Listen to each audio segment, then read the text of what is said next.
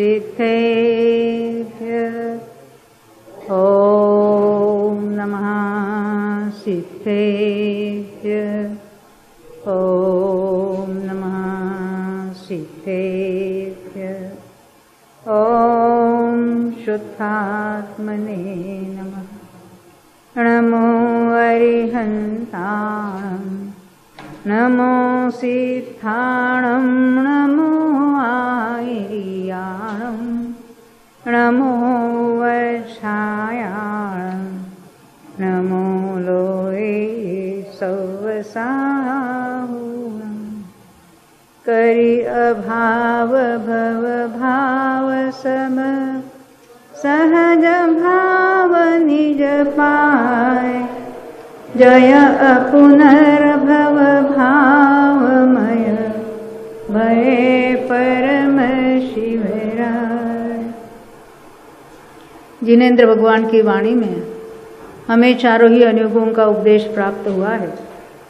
उसमें से जो गणना योग के जो अनेक ग्रंथ है हमारे पूर्वाचार्यों ने लिखे हुए हैं, उसमें से गोमटसार कर्मकांड ग्रंथ जो है किसने रचना की, उसकी नेमिचंद सिद्धांत चक्रवर्ती ने, और उसकी टीकाओं के आधार से पंडित टोडरमल जी ने सम्यक ज्ञान चंद्रिका कर्मकांड भाषा टीका ढूंढारी भाषा में लिखी है।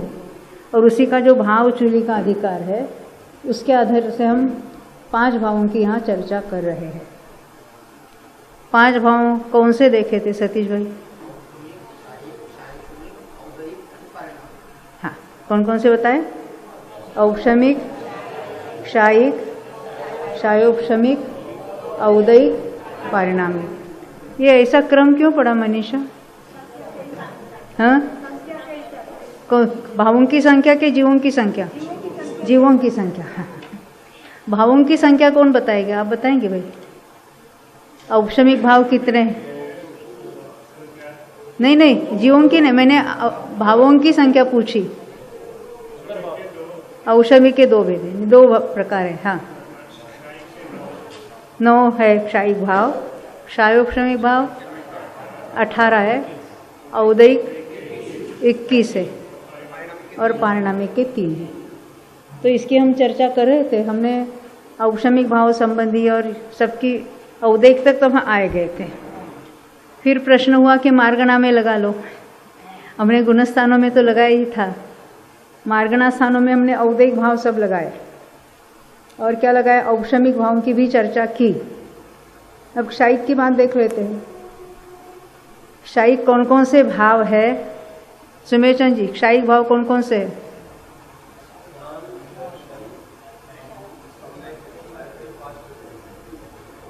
फिर से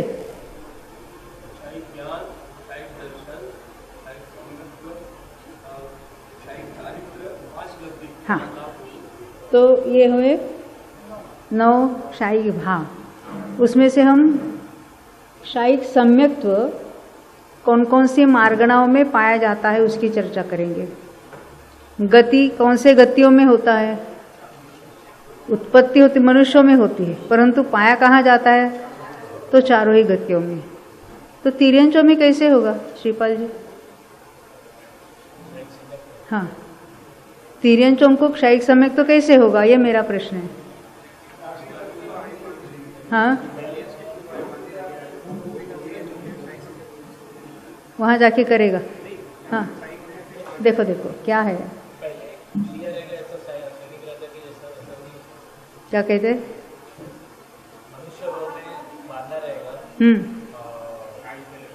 पहले ये नक्की करो, भोग भूमि की आयु कौन बांधता है? आवाज आ रही है ना? नहीं आ रही? क्यों? यहाँ तो इतनी जोर से आवाज आ रही है।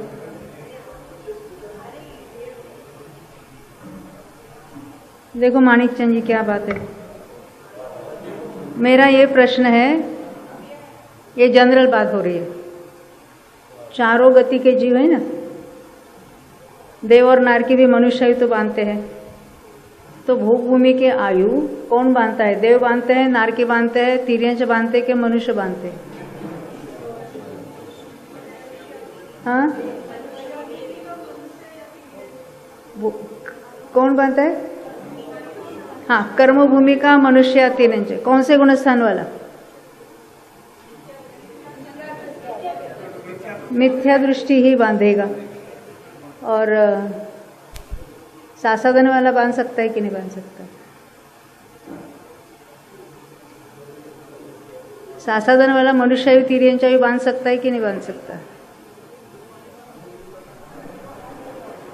सासाधन वाला मनुष्य तिर्यंचायु बांध सकता है कि नहीं बांध सकता? तिर्यंचायु की बंध विच्छित्ति कौन से गुणस्थान में होती? दूसरे, यानी दूसरे गुणस्थान वाला मनुष्यायु बांध सकता है, तिर्यंचायु भी बांध सकता है। समझ में आई ना बात? तो मेरा ये प्रश्न है, भोग भूमि की आयु बांधने वाला मिथ्या दृष्टि, अभी सासाधन को छोड़ दो, मिथ्या दृष्टि भोग भूमि की आयु बांधेगा। अब किसी मिथ्या दृष्टि ने भोग भूमि की आयु बांधी, तब तो मिथ्या दृष्टि था, बाद में वह मनुष्य सम्यक दृष्टि हुआ। केवल सम्यक दृष्टि होने से कुछ नहीं होता। अगर किसी ने भोग भूमि की आयु बांधी है और सम्यक दर्शन प्राप्त किया है, मान लेते अभी वर्तमान में पंचम काल का कोई जीव है, उसने भोग भूमि की आयु बांधी, सम्यक तो भी प्राप्त किया, तो मरकर कहाँ जाएगा और कैसे जाएगा? अभी वो सम्यक के साथ मरेगा कि नहीं मरेगा? देव में कैसे बांध जाएगा? तिर्यंचायु बांधकर देव में कैसे जाएगा? ताराबेन, बांधी तिर्यंचायु और जाएगा देव में, तो क्या होगा? उसको तिर्यंच में तो जाना ही है, सम्यक तो लेकर तो तिर्यंच में जाएगा नहीं, उसका सम्यक तो छूट जाएगा, मिथ्यात्व में जाकर वो चला जाएगा। अब पंचम काल की बात छोड़ दो, जिसने तिर्यंचायु बांधी है, बाद में सम्यक तो प्राप्त किया है, अगर वो क्षायिक हो जाता है, वो क्षायिक के लिए जो कंडीशन है तीर्थंकर या केवली शुद्ध केवली के पाद मूल में वो क्षायिक करेगा। अब वो क्षायिक के साथ भोग भूमि का तिर्यंच हो सकता है, वो क्षायिक समय दृष्टि तिर्यंच। जो रूल हमने शैलिक राजा के बारे में देखा, जिस मिथ्या दृष्टि ने पहले नरकायु बांधी है, नरकायु बांधने के बाद सम्यक दृष्टि हुआ, अकेले नरकायु बांधकर सम्यक दृष्टि होता तो मिथ्यात्व में जाकर नरक में चला जाता। अब उसने क्षायिक किया था, तो क्षायिक के साथ पहले नरक में गए हैं। अब उन्होंने तीर्थंकर प्रकृति भी बांधी थी, इसलिए उसके साथ भी गए हैं। ऐसा हो सकता है किसी मनुष्य ने मनुष्यायु बांधी, कब बांधेगा? समय दृष्टि होने पर कि मिथ्यात्व में? क्योंकि सम्यक तो होने पर अगर मनुष्य आयु बांधता है तो देव की ही बांधेगा। तो किसी मिथ्या दृष्टि ने मनुष्यायु बांधी, जो सब विधेय में जाना चाहते हैं ना, सुन लो। तो अभी वो सम्यक्त्व लेकर वहां जन्मेगा कि नहीं जन्मेगा? उसके लिए क्या कंडीशन होनी चाहिए? मिथ्यात्व में उसने मनुष्यायु बांधी है, बाद में सम्यक्त्व प्राप्त कर सकता है, परंतु अगर क्षायिक होगा तो क्षायिक के साथ भोग भूमि का मनुष्य होगा। परंतु यहाँ से कोई सम्यक्त्व लेकर विधेय क्षेत्र में नहीं जा सकता। यहाँ से विधेय क्षेत्र में जन्मना है तो मिथ्यात्व में रहना चाहिए। हाँ, मिथ्यात्व भी जाए यहाँ से जाने वाला। हाँ, देव सम्यक दृष्टि है, नारकी सम्यक दृष्टि है, तो वो विधेय में सम्यक दृष्टि यानी सम्यक दर्शन के साथ जन्म ले सकता है। मनुष्य से मनुष्य में जाने वाला मिथ्या दृष्टि ही है। इतनी बात ख्याल में? यानी जिस मनुष्य ने मनुष्यायु बांधी हो, तिर्यंचायु बांधी हो या नरकायु बांधी हो, अगर वो क्षायिक होता है तो ही वो सम्यक्त्व के साथ वहाँ चले जाएगा। मनुष्य और तिर्यंच के लिए भोग भूमि में जाएगा, और नरक तो नारकी तो जा ही सकता है पहले नरक में। ये हमने बात देखी। तो हमारी मार्गणा कौन सी अभी चल रही है? गति मार्गणा में कौन कौन से गतियों में क्षायिक सम्यक्त्व पाया जाता है? तो कहते चारों गति। पर किस तरह से वो पॉसिबल है उसको भी हमको सोचना चाहिए, क्योंकि करने वाले कौन है? प्रारंभक कौन है? क्षायिक की शुरुआत करने वाले तो मनुष्य ही होते हैं, और यहाँ से वो क्षायिक के साथ जा सकते हैं। देव में जाने के लिए तो कोई आवश्यक नहीं, वो तो क्षोभक्षम सम्यक्त्व के साथ क्षायिक लेकर देव में जा सकते हैं। सॉरी, क्षोभक्षम के साथ डायरेक्ट देव में जा सकते हैं, उसको क्षायिक की कंडीशन नहीं है। नहीं समझे? यहाँ का क्षोभक्षम सम्यक दृष्टि भले पंचम काल का भी क्यों ना हो, मरकर सम्यक्त्व के साथ देव में जा सकता है कि नहीं जा सकता? जा सकता है। उसके लिए एक शाइक की कंडीशन नहीं है। क्या बहुत कन्फ्यूजन हो रहा है? नहीं। तो हमने ये देखा, गति की अपेक्षा देखा। शाइक सम्यक्त्व इंद्रिय मार्गणा में किसके होगा? पंचेंद्रिय के होगा। चतुरेंद्रिय तक तो होने का सवाल नहीं है। काय में त्रस काय को होगा। हमें एक एक मार्गणा की बात सोचनी है। गति, इंद्रिय, काय, फिर योग। कौन कौन से योग वाले को क्षायिक सम्यक्त्व हो सकता है? प्राप्ति की बात नहीं, उसको पाया जाता है। हाँ बोलो।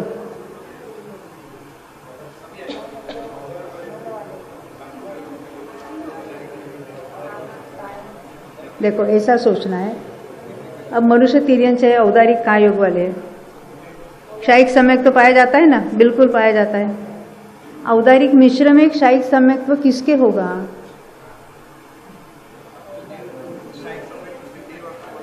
हाँ, क्षायिक समय दृष्टि मनुष्य में आएगा तो दूसरी पॉसिबिलिटी,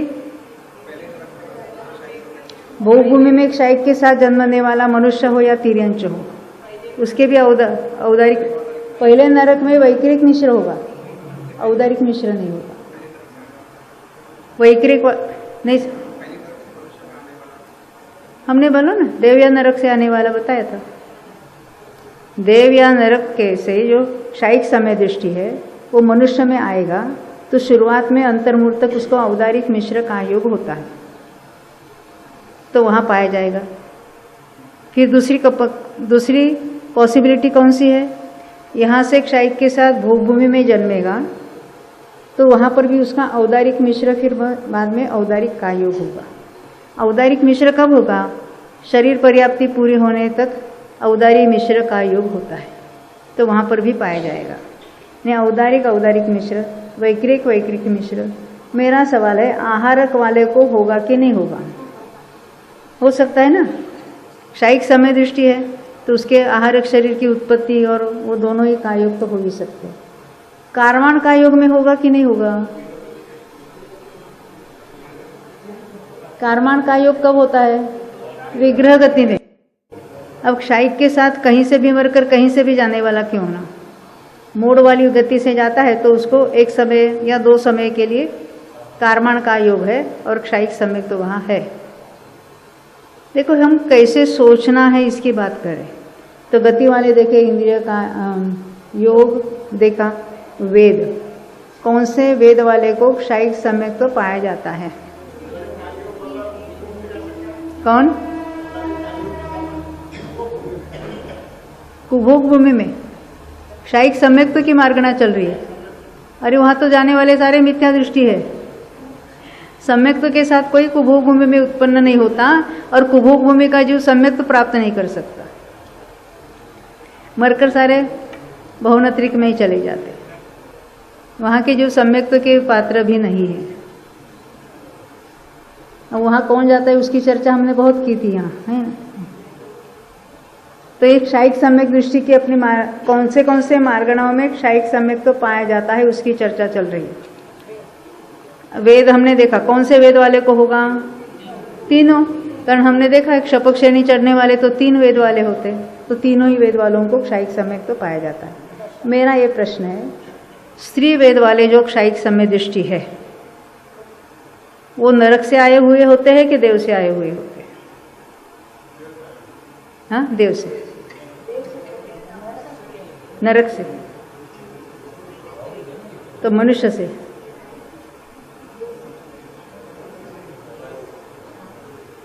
अरे जो सम्यक्त्व के साथ आता है वो स्त्री वेद के साथ उत्पन्न होगा ही नहीं, ना भाव से ना द्रव्य से।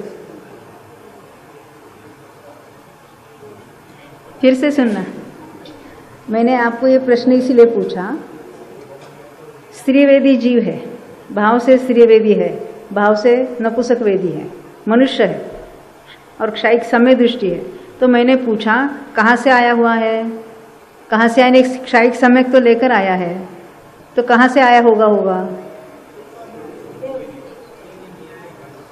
सम्यक्त्व के साथ जन्मने वाला पुरुष में ही जन्मेगा, द्रव्य से और भाव से दोनों। अरे कहीं से नहीं आया है, उसने उसी भाव में क्षायिक किया है। कोई भी हो सकता है। क्षायिक सम्यक तो जिसने प्राप्त किया है वो नपुंसक वेदी भी हो सकता है, स्त्री वेदी भी हो सकता है। उसने उसी भाव में प्राप्त किया और उसी भाव में मोक्ष जा सकता है। वो कहीं से अगर मरकर आने वाला होता तो वो पुरुष वेद में जन्मता। हाँ, छड़ाला में आए हो तो हमने बहुत बराबर याद किया है। फिर से जोर से। द्रव्य से यहाँ वाला, उसके बारे में क्लियर कहीं उल्लेख नहीं आता है तो हम उसको नहीं ले लेंगे। कहीं कहीं आता है वो आर्यका वगैरह के, परंतु उसको नहीं लेना। वो चर्चा संग्रह वगैरह में उसके ऊपर बहुत चर्चा आती है, पर स्त्री द्रव्य से स्त्री वेद वाले को नहीं लेना। इसमें भाव से स्त्री की बात चल रही है। तो हमने देखा ना तीनों वेदों, ये हमें सोचना है। सम्यक्त्व के साथ, वो भी क्षायिक सम्यक्त्व के साथ जो उत्पन्न होता है, कहाँ उत्पन्न होगा? नरक में जाएगा तो नपुंसक वेदी है, देव में जाएगा तो पुरुष वेदी होता है, भोग में जाएगा तो भी पुरुष ही होगा।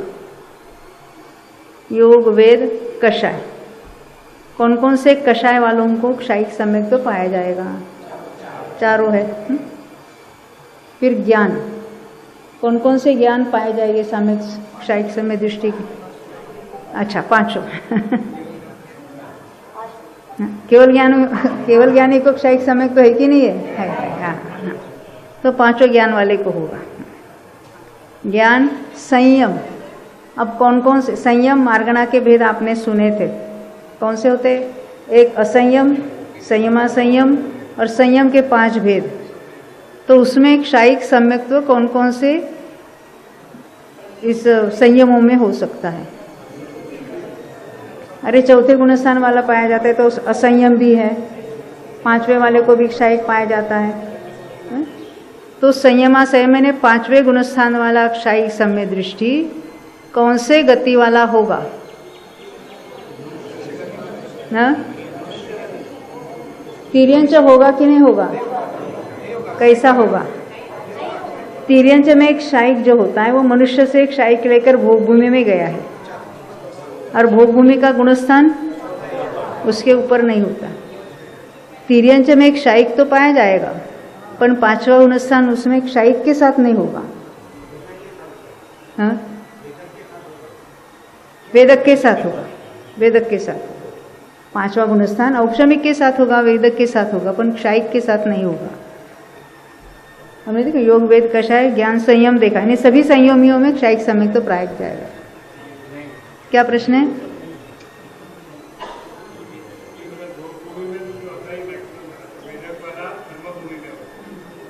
हाँ, तिर्यंच की बात करें। हाँ, तिर्यंच कर्मभूमि का तिर्यंच, क्योंकि भोग भूमि के तिर्यंच को तो गुणस्थान अधिक से अधिक चौथा ही होगा। तो 5वें गुणस्थान वाले तिर्यंच कहाँ पाए जाएंगे? कर्मभूमि में। वो क्षायिक नहीं हो सकते, वेदक हो गए या प्रथम उपशम वाले हो। दर्शन, कौन कौन से दर्शन वालों को क्षायिक सम्यक पाया जाएगा? सभी हो गए ना? 3 कौन से? चक्षु दर्शन वाले, अचक्षु दर्शन वाले, अवधि दर्शन वाले और केवल दर्शन, चारों को होगा। आगे कौन सी मार्गण है? ज्ञान, संयम, दर्शन, लेशा। अभी कौन से लेशा वालों को क्षायिक सम्यक तो होता है? होता है ना? क्षायिक सम्यक दृष्टि को कौन कौन सी लेशा होती है, ऐसा आप सोच रहे? क्या कहते हैं आप? एक कोई उत्तर दे। हाँ बोल, कौन उत्तर देना चाहते हैं? हाँ, चौथे गुणस्थान वाले को 6 लेशा पाई जाती है। चौथे गुणस्थान में जो है क्षायिक सम्यक दृष्टि भी क्यों ना हो, हमने तो आपको बोला था सर्वार्थ सिद्धि में 33 सागर तक शुक्ल लेशा के साथ रहा है, और यहाँ माँ के गर्भ में आता है तो शुक्ल लेशा से ही आएगा, और फिर अंतर्मूर्त में फिर उसके पद्म, पीत, कापोत, नील और कृष्ण तक पहुँच जाता है, और उसका ये छहों में उसका परिवर्तन होता रहता है। ख्याल में आई बात? आगे कौन सा? भी लेशा हो गया ना? भव्य के हो गए क्या अभव्य को? और संगी सम्यक्त्व, एक क्षायिक सम्यक्त्व की प्ररूपना है ना, तो क्षायिक सम्यक्त्व लेना। और संगी संगी को होगा, और संगी असंगी के रहित को होगा। मार्गणा संगी है, तो संगी मार्गणा में संगी कहाँ तक कहे हैं? 12वें गुणस्थान तक। अरिहंत को क्या कहा था? संगी असंगी से रहित, यानी संगी को भी होगा, संगी असंगी से रहित को भी होगा। और आहारक, आहारक को भी होगा, अनाहारक को भी होगा, क्योंकि विग्रह गति में तो पाया ही जाता है। देखो कोई भी विषय है, कर्णानुयोग के ग्रंथ में पहले ऐसा लिखते ओघ से, ओघ से यानी गुणस्थानों में, और आदेश से, आदेश से यानी मार्गणाओं में, इस तरह से उसका वर्णन आ जाता है। तो हमने क्षायिक भावों में से क्षायिक सम्यक्त्व लगाया। अब क्षायिक चारित्र के गुणस्थान कौन कौन से हैं? 8 से 14 और सिद्ध भगवान के भी पाया जाएगा। हाँ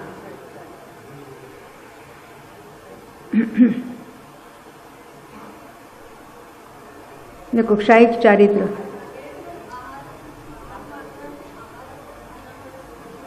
आहार मार्गणा में आहारक को यानी थ्रू आउट लाइफ टाइम आहारक है, उसके तो पाया ही जाता है। अनाहारक कब होगा? विग्रह गति में। या अनाहारक और कहाँ होगा? केवली समुद्घात में, या 14वें वाले, वो सारे क्षायिक समय दृष्टि तो हो ही सकते। तो क्षायिक चारित्र कहाँ देखा हमने? 8 से 14 और सिद्ध भगवान, क्षायिक चारित्र। क्षायिक ज्ञान, क्षायिक दर्शन 13वें से शुरुआत होता है, 13वां 14वां और सिद्ध भगवान। तो जिस जिस मार्गणा में ये क्षपक श्रेणी के गुणस्थान हो सकते हैं, उन मार्गणा में हमें उसको घटित कर सकते हैं। जैसे गति की अपेक्षा मनुष्य गति कहेंगे, इंद्रिय की अपेक्षा हम पंचेंद्रिय कहेंगे। इस तरह से हमें सोचने की आदत डालनी। हम जो घटित करते हैं तो किस तरह से सोचना है। शास्त्रों में तो केवल लिख देते हैं इसके समान, पर उसके समान क्यों है वो हमें समझना चाहिए। कर्णानुयोग के ग्रंथों में वहाँ तो डायरेक्ट उत्तर दिया होता है, परंतु उन्होंने वो कैसे डिराइव किया वो हमें सोचना है, तब वो बातें हमारे ख्याल में रहती हैं। याद करने की बात ही नहीं है, बस कॉमन सेंस से उसको सोचना है। हाँ, अभी कौन सा लगाना है आपको, या आपके एक प्रश्न का उत्तर 2-3 घंटे से चल रहा है। उन्होंने हमको बताया था ये चारों जो भाव है कौन से, औपशमिक है, क्षायिक है, क्षापशमिक है और औदैक है, वो मार्गणाओं पे घटित करके बताओ, क्योंकि हमने तो आपको गुणस्थानों में बताए थे। अब क्षायोपशमिक भाव जो है, कौन बताएगा कौन कौन से होते हैं क्षायोपशमिक भाव? पहले उसको गिनेंगे कितने कितने होते, आप ही बताओ अरविंद भाई। क्षायोपशमिक भाव कितने हैं? 18। कौन कौन से? कौन बताना चाहते हैं? डॉक्टर साहब बताएंगे। 3 अज्ञान, 4 ज्ञान, बहुत अच्छा। 3 दर्शन, बहुत अच्छा। हाँ, क्षायोपशमिक सम्यक्त्व, हाँ क्षायोपशमिक चारित्र नहीं सराग चारित्र जिसको, बरोबर है। हाँ, और संयमा संयम, बहुत अच्छा। 5 लफ्ज, बहुत अच्छा। ये एक क्षायोपशमिक भाव है और हमें एक एक भाव घटित करना है, या हम मार्गणाओं को लेंगे और वहाँ कौन कौन से क्षायोपशमिक भाव होते हैं उसको देखेंगे। ये तो हमने जो देखे हैं 14 गुणस्थानों में जो बताया ना, यहाँ पर क्षायोपशमिक भाव गुणस्थानों में, ये क्षायोपशमिक भाव कौन से गुणस्थान तक पाए जाते हैं? क्योंकि 13वें में सब क्षायिक हो जाते हैं, तो हमें इस तरह से सोचना है। ये जो पहले गुणस्थानों में बताए ना, तो गति की अपेक्षा कौन कौन सी गति में ये पहला गुणस्थान होता है? चारों गति में। तो चारों गति में ये भाव पाए जाएगी ना, चारों गतियों के पहले गुणस्थान में ये भाव पाए जाएंगे। नहीं समझे? नरक गति में घटित करके दिखाओ। नरक गति का मिथ्या दृष्टि है, बोलो। ज्ञान 3 अज्ञान और दर्शन 3 अज्ञान के साथ 3 दर्शन कैसे हो गए? 2 ही दर्शन हो गए। हाँ, ज्ञान दर्शन। फिर मोहनीय कर्म में कौन सा होगा क्षौक्षमिक भाव? मिथ्या दृष्टि को कुछ नहीं होगा। और 5 दानादि 5 तो हो गए क्षौक्षमिक भाव। तो जो मनुष्यों में हमने जिन जनरल बात की थी 3 अज्ञान 2 दर्शन 5 ज्ञान आदि, तो नरक में भी ऐसे होंगे, देव मिथ्या दृष्टि में भी ऐसा ही होगा, तिर्यंच मिथ्या दृष्टि को भी ऐसा ही होगा। यानी गति की अपेक्षा मिथ्या दृष्टि को चारों गतियों में ये भाव हो गए। अब इंद्रिय मार्गणा में अभी आप एक इंद्रिय में कौन घटित करके बताएंगे? हाँ प्रवीण जी आप बोलिए। ज्ञान 2 ही हो गए, क्यों? असंगी में तो अवधि ज्ञान यानी को अवधि ज्ञान का सवाल नहीं है, तो 2 ही ज्ञान। दर्शन कितने हो गए? 1 अचक्षु दर्शन। कब तक होगा? एकेंद्रिय, द्विंद्रिय, तीन्द्रिय।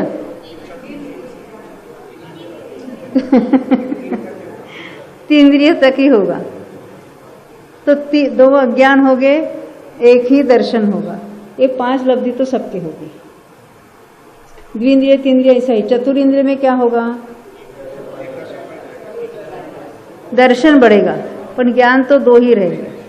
असंगी को भी 2 ही ज्ञान रहेंगे, 2 दर्शन होंगे।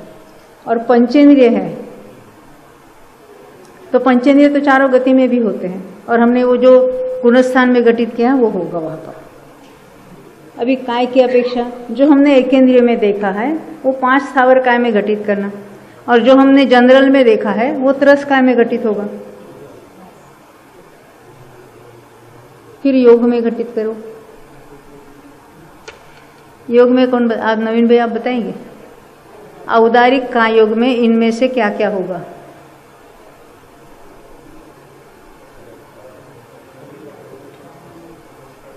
अरे हमने मनुष्य में तो घटित किया ना, तो औदारिक काय वालों के सब होंगे कि नहीं होंगे?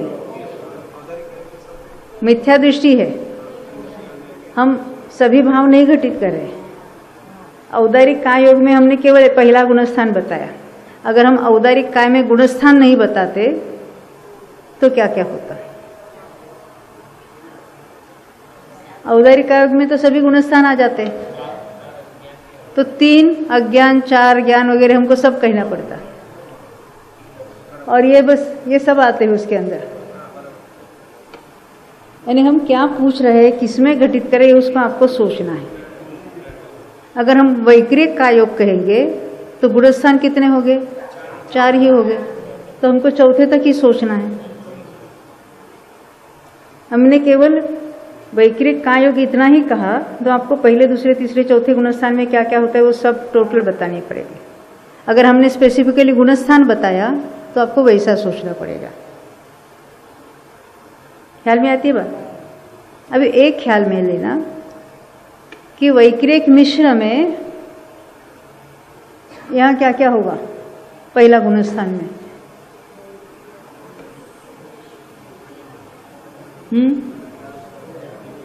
3 अज्ञान कौन से हो गए?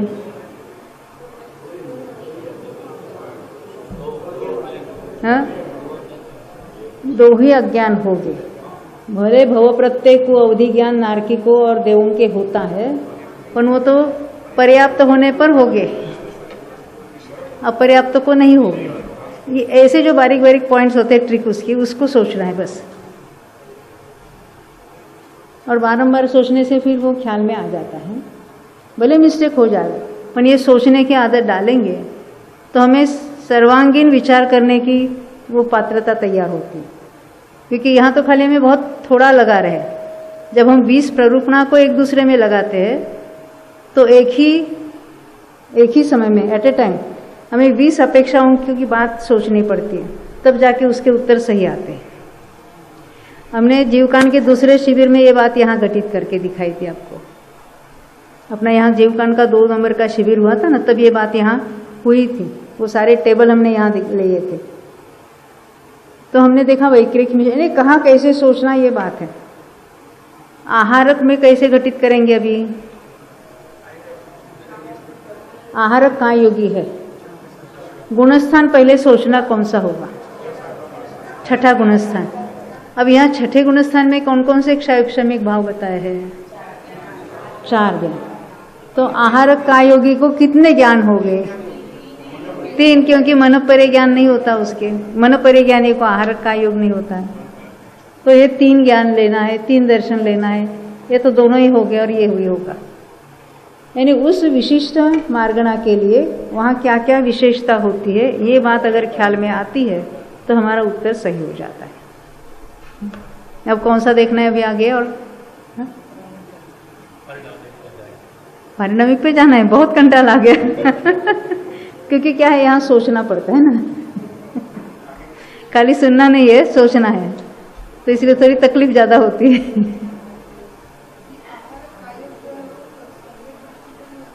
क्या? हाँ, आपका प्रश्न है आहारक का योग भावलिंगी की होगा कि द्रव्यलिंगी की? हमारी पहली कंडीशन है छठे गुणस्थान वर्ती को होता है, वो भावलिंगी होता है कि द्रव्यलिंगी होता है वो तो पहली बात है। अभी हमने आपको अलग अलग पद्धति से पूछा है। मिथ्या दृष्टि भले द्रव्यलिंगी कितना भी वो तो सच्चा हो, उसको ये आहार का योग नहीं होगा ना, वो तेजस समुद्घात होगा।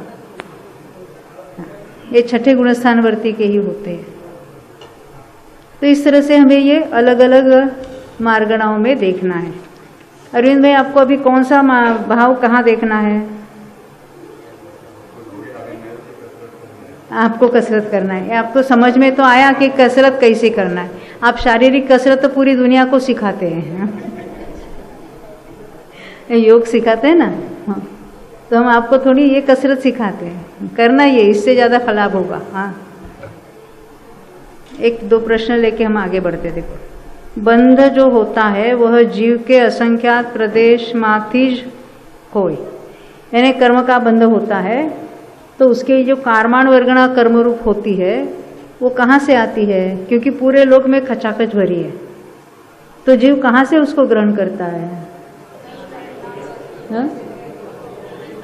उसी प्रदेशों में से जीव जो आकाश के प्रदेश, उसकी जो अवगाहना है, उसी आकाश के प्रदेश में अनंतानंत अन्य तो वर्गणा है ही, कारमान वर्गणा भी अनंतानंत पड़ी है।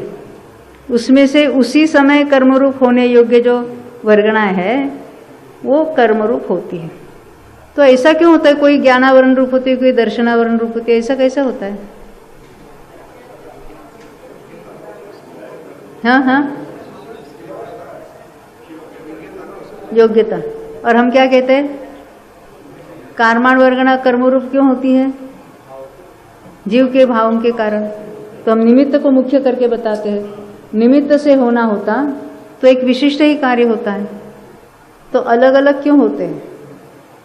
और विशिष्ट ही कर्म उस रूप क्यों परिणमते हैं? सभी क्यों नहीं होते? यही नक्की करता है कि निमित्त से कार्य नहीं होता है। वो कारमाण वर्गणा अपनी योग्यता से उस समय कर्मरूप परिणमित हो जाती है। तो प्रश्न ये था, वो कहाँ से आती है? वो जीव के जितने प्रदेश है उससे बाहर से एक भी कर्म परमाणु कारमाण वर्गणा नहीं आती। आगे का प्रश्न है, तो क्षय थाय तो ते कर्म क्या जाए? क्षय हो या प्रति समय जो निर्जरा उदय रूप होकर जा रहे हैं वो कहाँ जाते हैं? तो लोकाकाश के किसी भी एंड तक जा पहुँचते हैं। अकर्म रूप होकर जाते कहाँ हैं? कहीं पर भी जा सकते, कुछ वहीं पर पड़े रहेंगे और कुछ तो कहीं पर लोकाकाश के किसी एंड तक जाके मिलेंगे। इसीलिए जो हम पुद्गल परावर्तन की बात देख रहे थे, जीव ने ग्रहण करके छोड़े हुए परमाणु कहीं पर भी जाते हैं। कोई भी जीव ग्रहण करता है तो उसको फिर अवेलेबल होने चाहिए ना, वही परमाणु चाहिए, पूरा लॉट वही चाहिए, और वो भी विशिष्ट क्रम से लेने चाहिए।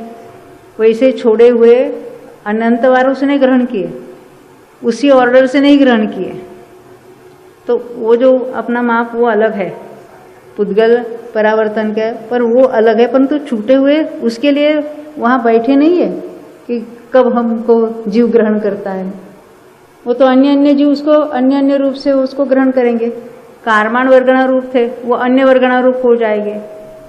दोबारा जीव के प्रदेशों में कर्म रूप से आना बहुत मुश्किल बात है, फिर भी वो बहुत अनंत काल के बाद ये पॉसिबिलिटी हो सकती है। तो प्रश्न क्या था, वो छोड़े हुए परमाणु कहाँ जाते हैं? कहीं पर भी जा सकते हैं।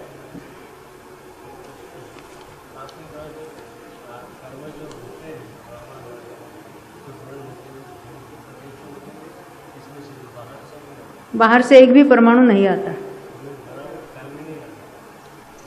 ख्याल में नहीं आया। मान लेते हैं जीव की ऐसे अवगाहना है, जीव ने इतने प्रदेश रोके हैं, तो जब वो कर्मरूप जो कारमान वर्गणा कर्मरूप होती है तो ये बाजू से आएगी कि नहीं, कोई यहाँ से यहाँ से यहाँ से, तो नहीं, इसी प्रदेशों में जो वहाँ पर स्थित जो कारमान वर्गणा है वही कर्मरूप होती है।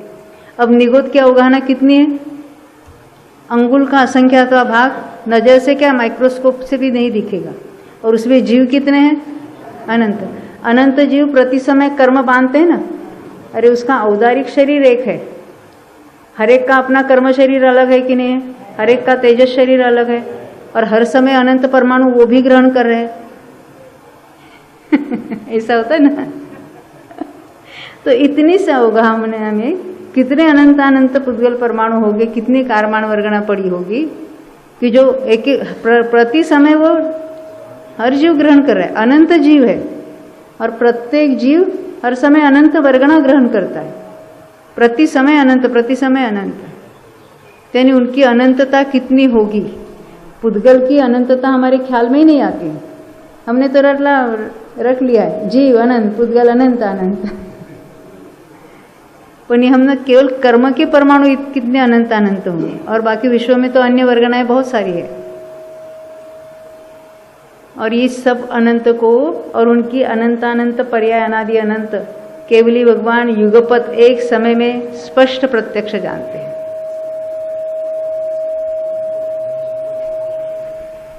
हाँ, अभी आगे बढ़ते हैं। 3 मोड वाले जीव जो निष्कुट क्षेत्र में जाते, तो वे निष्कुट क्षेत्र कहाँ है और कौन सी गति के जीव वहां जा सकते? देखो देखो, नहीं बैठ। निगोद शरीर की अवगाहना कितनी है? बहुत छोटी है।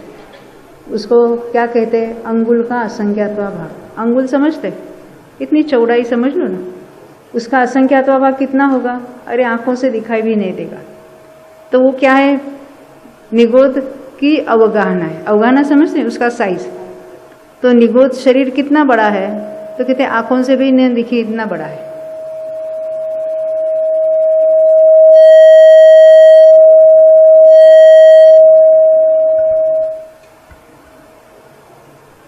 हाँ, तो उसमें जीव कितने रहते हैं? अनंत। कितने अनंत? आज तक जितने सिद्ध हुए हैं उससे अनंत अनंत गुणे जीव एक निगोद शरीर में रहते हैं। प्रत्येक समय में वो कर्म बांध रहे कि नहीं बांध रहे हैं? एक समय में कर्म परमाणु कितने बनते हैं, जिसको हम समय प्रबद्ध कहते हैं? तो कहते हैं अभयों से अनंत गुना सिद्धम के अनंतवे भाग, इतने परमाणु की एक कारमान वर्गना, और इतनी अनंत कारमान वर्गना प्रत्येक जीव प्रत्येक समय में ग्रहण करता है। तो ये सभी अनंत जीव प्रत्येक समय में इतने अनंत परमाणु ग्रहण कर रहा है। कहाँ से? वो शरीर के बाहर से कुछ नहीं लेता है। जीव की जो अवगाहना है उसी प्रदेश में इतने अनंतानंत परमाणु प्रति समय वो कर्म रूप से ग्रहण कर रहे हैं। प्रति समय तेजस के भी अनंतानंत परमाणु प्रति समय ग्रहण कर रहे हैं, और प्रति समय औदारिक शरीर के परमाणु भी वहीं से ग्रहण हो रहे हैं। वो तो सबके लिए कॉमन है। तो ये परमाणु कितने अनंत होंगे, इसको आप इमेजिन कर सकते हैं। क्योंकि हमने जीव के अनंत गुणा पुद्गल कैसे होगा? ये तो खाली जीव जो ग्रहण कर रहा है। कौन से? हमने तो 3 ही बातें देखी। वर्गणाएं कितनी है पुद्गल की मालूम है? हाँ, कितनी है वर्गणा? कितनी जाति की है? 5 तो जीव के ग्राह्य वर्गण, जीव को ग्रहण करता है वो 5 वर्गण है। टोटल वर्गणा कितनी है? 22-23 जो कहो, क्योंकि पुद्गल परमाणु को भी वहाँ वर्गणा के रूप में लिया है। तो इतनी अलग अलग वर्गणाएं हैं, और उसमें से 5 ही वर्गणा जीव अपने शरीर रूप से या कर्म रूप से या तेजस शरीर रूप से ग्रहण करता है या भाषा रूप से। तो वो कितनी अधिक होगी? आवाज नहीं आ रही। Hello hello hello. तो हो गया समाधान? नहीं हुआ तो आप कहने से क्या है? इसको शास्त्र का आधार है, जो भगवान ने जाना है उसको प्रूव करने की कोई जरूरत नहीं है। भगवान की वाणी इटसेल्फ प्रमाण है, उसको अन्य प्रमाण की आवश्यकता नहीं होती। कर्मकांड में भी लिखा है, और हमने आपको प्रवचनसार भी दिखाया था कि सर्वात्म प्रदेशों से जीव ग्रहण करता है। बाहर से कोई भी, यानी उसी क्षेत्र में जो एक क्षेत्रावह रूप से रहे हुए परमाणु है, वो जीव ग्रहण करता है। रमेश भाई, आपको याद होगा हमने एक बार वो सारे आपको उदाहरण यहाँ स्क्रीन पर दिखाए थे। वो परमाणु कहाँ से आते हैं, क्या होता है, जीव के मध्य प्रदेशों से ग्रहण होता है कि नहीं होता है, उसके बारे में जो डिस्प्यूट चल रही थी 8 प्रदेशों से, उसकी भी बात हमने यहाँ बोर्ड पर बताई थी। किसने कहा निरावरण होते हैं? कोई निरावरण नहीं होता। ये आगम से विरुद्ध जितनी बातें बाहर आई है, आप स्वयं आगम पढ़े और नक्की करे कि ये बराबर बात है कि नहीं है। क्योंकि क्या है, अभी तक जितने विद्वान हैं अपनी ओर से कुछ न कुछ धवला के नाम पर प्रस्तुत करते हैं, पर कोई धवला निकाल कर देखता नहीं कि वहाँ ये बात लिखी है कि नहीं लिखी, या उसका अर्थ क्या हो रहा है और उसको कैसे पढ़ा जाता है। कितने ही जो हमें आपको चाहिए वैसे सेंटेंस नहीं होते, आपको डिराइव करना पड़ता है। जैसे मैंने आपको बताया था कि तीर्थंकर होने वाला जीव शमशेनी चढ़ सकता है कि नहीं चढ़ सकता, तो हमने तो अंतर के द्वारा आपको बताया था, और अंतर की बात तो महाबंध में प्रत्यक्ष लिखी हुई है। तो हमें आगम से ही चलना चाहिए। मैं भी कहते समय कुछ भूल कर जाऊं तो आपको वो उसको नहीं, इसने कहा तो सत्य होगा, ऐसा नहीं है। हमें आगम से चलना चाहिए, क्योंकि हाँ, आगम ही हमारे लिए प्रूफ है, क्योंकि वो सर्वज्ञ की वाणी के अनुसार लिखे हुए हैं। और कुछ पूछना है? नहीं। अभी हमने शैक्षणिक भाव कुछ मार्गणाओं में देखे, और कौन सा देखना है आपको? कौन सी मार्गणा चाहिए आपको, कि बाकी मार्गणा आप डिराइव करेंगे? मार्गणाओं के नाम जान लो, उसको लिख लो एक बाजू, फिर टेबल बनाओ और table fill in the blank. ये अभ्यास करने का तरीका होता है। अब हम थोड़ा आगे बढ़ते हैं। ये हमने अलग मार्गणों में बात देखी है। देखो, ये पारिणामिक भाव जरा हम देख लेते हैं। वो हमने स्थानों की बात अभी छोड़ी है, परंतु हम पहले भाव कौन कौन से होते हैं उसकी बात देख लेते हैं। हाँ, ये पारिणामिक भाव किसको कहेंगे? तो कौन से कर्म के उदय में कौन सा पारिणामिक भाव होता है? हाँ, देखो, ये स्वभाव भाव, और जो 4 भाव देखे हमने वो क्या है? पर्याय है। तो पर्याय में निमित्त की ओर से कथन करते हैं। तो स्वभाव को किसका निमित्त होता है? कार्य में निमित्त लगता है। स्वभाव तो है ही है, कार्य नहीं था हुआ तो उसमें कारण लगते हैं। स्वभाव में कारण क्या है? स्वभाव में कोई कारण नहीं होता है, उसमें कोई हेतु नहीं होता, तो बस अनादि से वो है अनंत काल तक रहता है। तो कहते हैं पारिणामिक भाव ये स्वभाव भाव है। उसमें भी शुद्ध द्रव्यार्थिक नय से और व्यवहार नय से उसमें भी भेद करते हैं। अब 3 नाम तो आपको मालूम है पारिणामिक भाव, कौन कौन से है? जीवत्व है, भव्यत्व है और अभव्यत्व है। उसमें भी जीवत्व में भी शुद्ध द्रव्यार्थिक नय से जीवत्व कहेंगे, जिसको हम परम पारिणामिक भाव कहेंगे, या जो व्यवहार नय से जो कहने में आता है कि 10 प्राण वाला वो जीव, उसको भी जीवपना कहते हैं व्यवहार से, तो फिर वो पर्याय की बात हो जाएगी फिर। और ये भव्यत्व अभव्यत्व क्या है? वो भी योग्यता रूप धर्म है। भव्य अभव्य बात अलग है। वो भव्य मार्गणा की अपेक्षा वो जीव भव्य है क्या अभव्य है वो हम कहेंगे, परंतु भव्यत्व और अभव्यत्व वो योग्यता रूप धर्म द्रव्य में पाया जाता है, वो तो हमेशा रहेगा। देखो हम देखते हैं यहाँ पर पारिणामिक भाव, अभी हमने यहाँ से पढ़े थे, पुस्तक में से आपको पढ़ के बताया था आपको। पेज नंबर 715, 819 नंबर की गाथा की देखो। मैं गाथा पढ़ूंगी। जीवत्तम भौवत्तम अभौवत्तादिहवन्ति परिणामा इति मूलोत्तर भावा भंगवियप्पे बहु जाने। पारिणामिक भाव 3 प्रकार के हैं जो अभी हमने यहाँ नाम देखे, जीवत्व, भव्यत्व, अभव्यत्व। जीवत्व तो द्रव्य स्वभाव है। जीवत्व त्व यानी जीवपना कौन से द्रव्य में होगा? सभी द्रव्य में। जीवपना कौन से द्रव्य में होगा? जीव द्रव्य में होगा। ये जीव के असाधारण भाव देख रहे हैं। हाँ, हमने द्रव्यत्व नहीं कहा, हमने जीवत्व पूछा। तो जीवत्व कहने से कितने गुण आ गए उसमें? जीव के सभी गुण आ गए ना। हाँ, वो जीव का जीवपना है उसमें। तो जीवत्व तो द्रव्य स्वभाव है ही, भव्यत्व और अभव्यत्व भी किसी कर्म के निमित्त से नहीं है। जब हम अभव्य का नाम सुनते हैं तो लगता है बेचारा कौन से कर्म के उदय में होता होगा, और अभी उसको अभव्य को भव्य होना है तो क्या करे? कितने उपवास करेंगे तो होगा वो भव्य?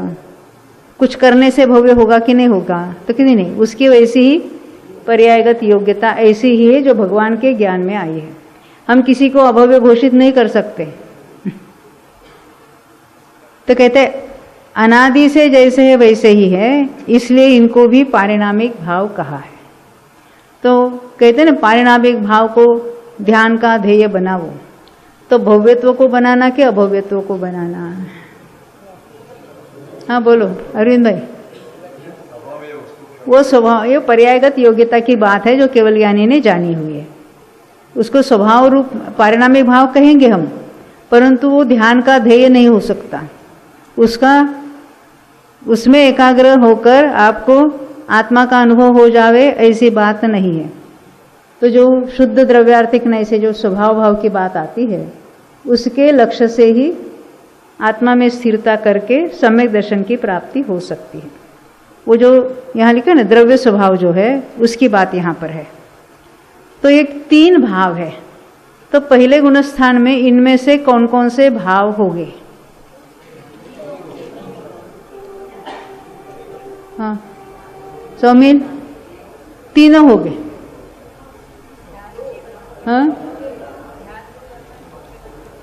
हाँ, ध्यान किसका करना? जीवत्व, वो भी व्यवहार जीव को नहीं। जो 10 प्राण वाला जीव उसकी बात नहीं है, वो चैतन्य स्वभाव जो है उसकी बात है वहाँ पर। तो मेरा क्या प्रश्न था? पहले गुणस्थान वालों को इनमें से कितने भाव पाए जाएंगे? 2 क्या 3? और एक जीव को 2।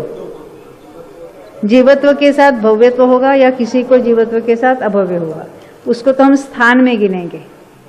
भाव कितने हैं पूछेंगे तो अनेक जीवों की अपेक्षा उसको कहने में आता है। तो पहले गुणस्थान में 3 भाव होंगे और दूसरे में क्यों? दूसरे गुणस्थान में आने वाला सम्यक्त्व से गिर कर आया हुआ है।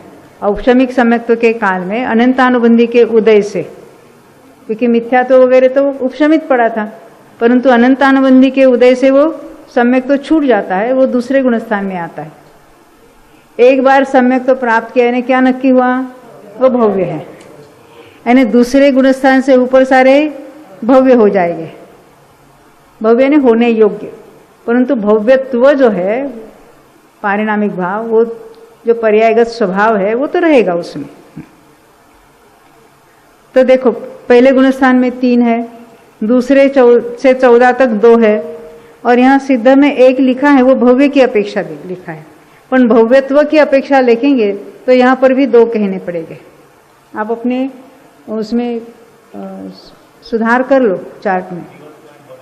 जीवत्व और भव्यत्व, भव्य नहीं है परंतु उसमें वो भव्यत्व वाला वो धर्म पड़ा हुआ है।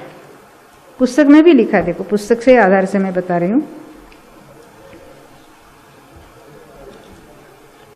कहाँ कौन से होते हैं, देखो उत्तर भाव,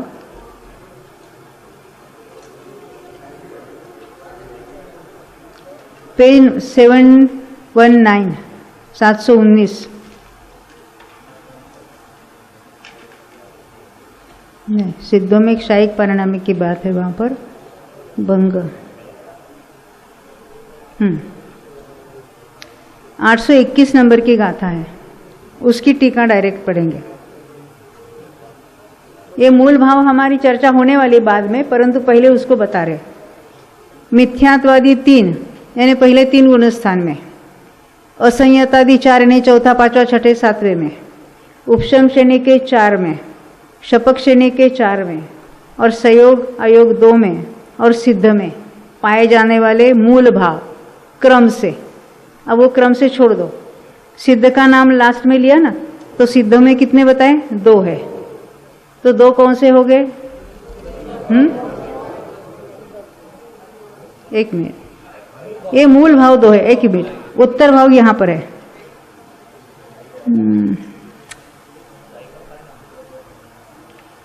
पारिणामिक भाव के बात यहां बताए, मैं इसमें से बताती हूँ। वहां लिखा है सिद्धों में 2 पारिणामिक भाव है। देखो देखो पेज नंबर 725, 725 पेज पुस्तक का।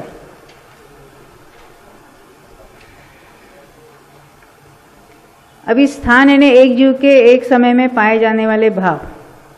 हमने आपको पूछा था मिथ्यात्व गुणस्थान में एक जीव को कितने पारिणामिक भाव हो गए? एक जीव को एक समय में 2।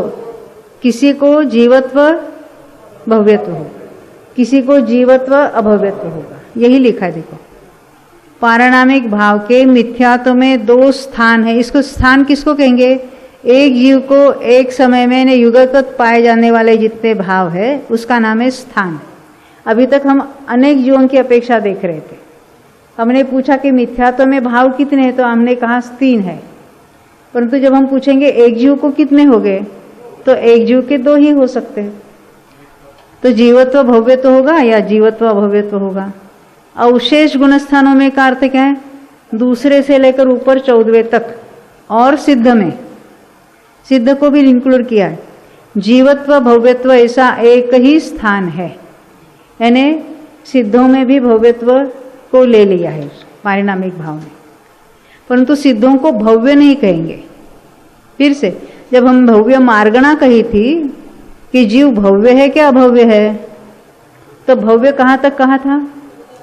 14वें तक, परंतु भव्यत्व पारिणामिक भाव कहाँ तक है? तो कित सिद्ध तक।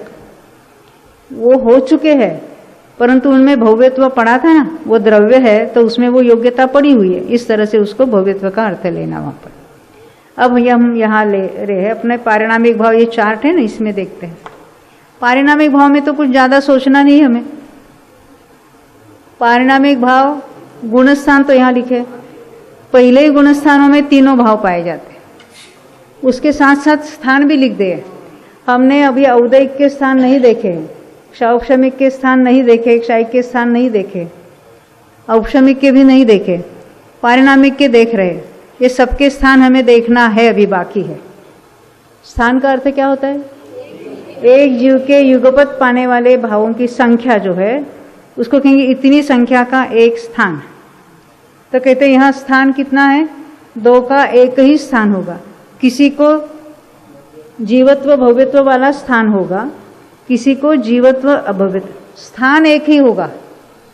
अब उसमें भंग यानी पॉसिबिलिटी 2 होगी, उसको भंग कहते हैं, यानी 2 का ही एक स्थान। अब ये 2 में एक जीवत्व तो कॉमन है, पर किसी को भव्यत्व वाला होगा, किसी को अभव्यत्व वाला होगा। हम सबके भंगों में जाने वाले नहीं। भंग किसको कहते हैं? स्थान यानी नंबर ऑफ, वो भाव कितने हैं, तो दो का एक स्थान होता है। ये दो में पॉसिबिलिटी कौन सी है? जीवत्व भव्यत्व या जीवत्व अभव्यत्व, यानी वो एक स्थान है, उसमें भंग कितने हुए? दो। पारिणामिक भाव पर समझना बहुत आसान है, बाकी औदैहिक भाव में बहुत लंबे लंबे चौड़े भंग होते हैं, उसकी चर्चा नहीं करेंगे। भंग कैसे निकालना, बस ये इतना हमें मालूम हो जाएगा, बराबर है। हमें उसके कैलकुलेशंस नहीं करने हैं और हम वो विषय भी नहीं लेने वाले। हाँ, तो थोड़ी फुर्सत से सांस ले लो। हाँ, अभी दूसरे गुणस्थान से क्या है? अभी अभव्य जीवों को सम्यक तो होगा क्या? कभी नहीं होगा। तो उनके दूसरा तीसरा गए गुणस्थान होंगे कि नहीं होंगे?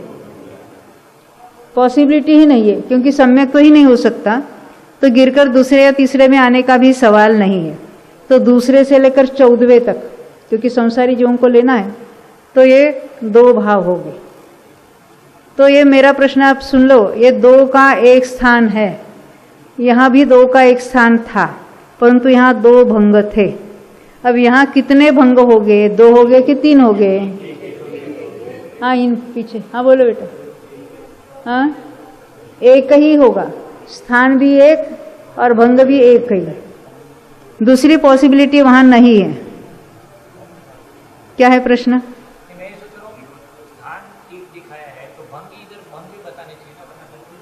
भंग के तो हमको सभी भावों के भंग बताने पड़ते, तो आपको ज्यादा और टेंशन बढ़ जाता है ना। हम आपको आप अपनी जेरोक्स कॉपी पर लिख लो ना, इसीलिए आपको दिया है, उसमें स्पेस भी बहुत छोड़ी है।